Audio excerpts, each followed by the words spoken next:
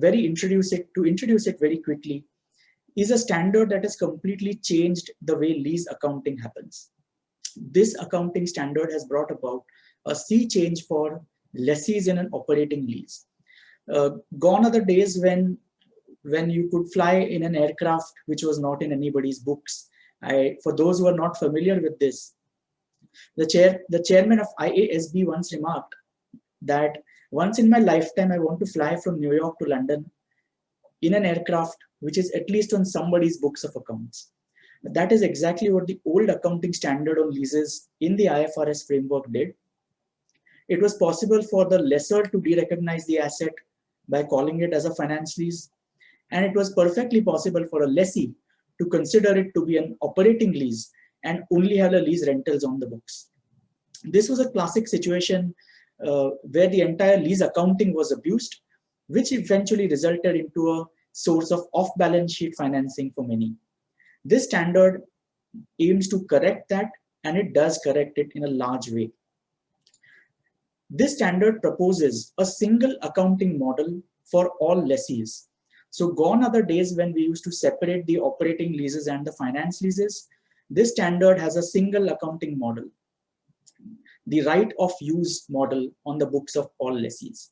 So a single accounting model for lessees, what that means is that its balance sheet becomes grossed up.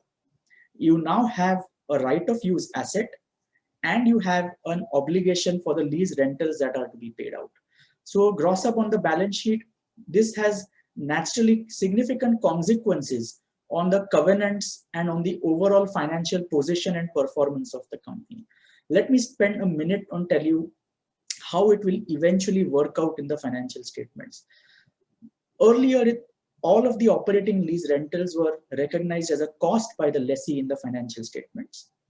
In the current scenario, what will happen is because there is a right of use asset, the asset gets amortized. And since the future lease rentals are recognized as a liability by discounting them at the incremental borrowing rate, the unwinding of the borrowing results into an interest expense in the P&L. So what was earlier a part of the operating costs now gets segregated into interest expense and amortization of an intangible asset. Very crucially, what this does is, while this does negatively impact debt equity ratio, debt by service coverage ratios, it has a very significant positive impact on EBITDA. Now, as management, it is very critical to keep in mind that some of these measures like EBITDA were earlier non-GAAP measures when one looked at public issuances.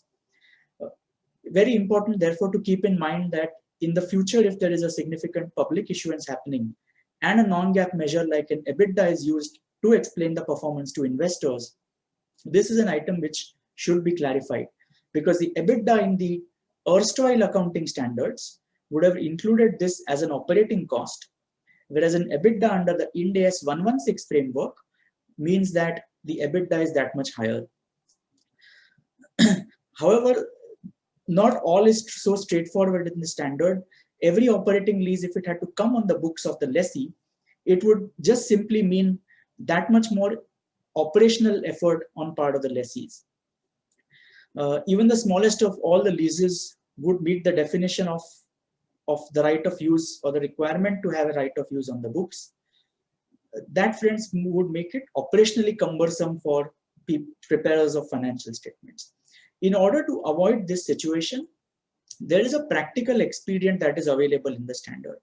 What this practical expedient suggests is that if the lease term is a short-term lease, that is, the lease term is 12 months or less, then there is a choice available for a class of assets to scope them out as a lease from the point of view of Ind AS 116. What this therefore means is those assets which are taken on a lease for a short term, the costs continue to be recognized in the P&L as part of the operating costs as they used to happen earlier.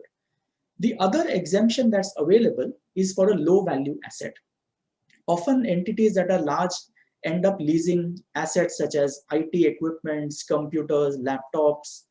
These assets are several in numbers, And to imagine to calculate the present value of each of the payouts, track each asset separately, would have become extremely cumbersome.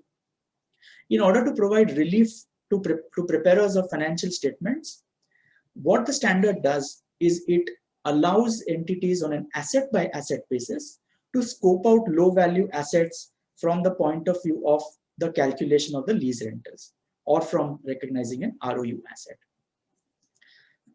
Very interesting to note that on a material basis, the amounts that get scoped out could be significant, but the standard, however, considers an asset by asset threshold for application. So you could have one asset which costs, say, for example, 1 lakh rupees. You could say it's a low value asset and scope it out. But imagine if the client has 10,000 units of such asset, 10,000 multiplied by 1 lakh could in aggregate be a very material amount. But a standard does not look at it that way. It just says, make the decision on an asset to asset basis. One single asset, not material, small value item, please go ahead and account for it as a normal lease as you would have in the earlier GAAP. With that background,